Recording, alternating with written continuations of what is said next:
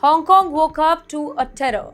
Not a rumor, not an accident, a disaster unfolding live on the world's most crowded skyline. And tonight, the question is echoing across Asia: what kind of fire burns for days? And that too in one of the world's most advanced cities. You're watching TimesXP.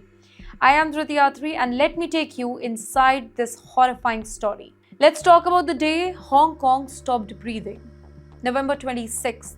2025, 2:51 p.m., a normal weekend afternoon in Tai Po. Children coming home from school. Office workers stepping outside for just a coffee maybe. Families preparing their dinner, and then a spark. A small flame inside Wang Fuk Court. Nothing unusual for them until it became everything. A fire that climbed 32 floors just in minutes. In fact, eyewitnesses say that it was like watching a monster wake up. One moment a window was glowing, the next moment it was burning. Flames shot upwards, sidewards, across balconies as if the building was coated in gasoline. 7 towers, each 32-story tall, turned into vertical tunnels on fire. People trapped, families screaming for help.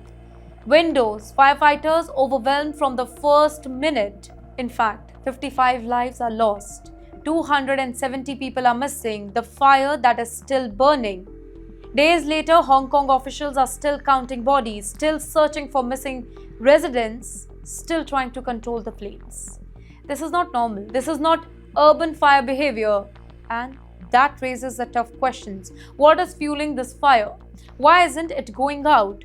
Hong Kong has one of the most sophisticated firefighting systems on the planet. But firefighters say the blaze is too hot for them, too fast for them, too unpredictable for them. Almost chemical in behavior. It burns through concrete. It melts the steel beams. It reignites after being extinguished.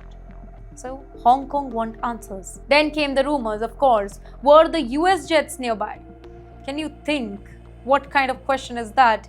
The internet is thinking that question. That's right. Soon after the fire began, residents reported hearing an unusual roaring sound in the sky. At the same time, flight tracking users spotted 2 unidentified jets north of Hong Kong's airspace.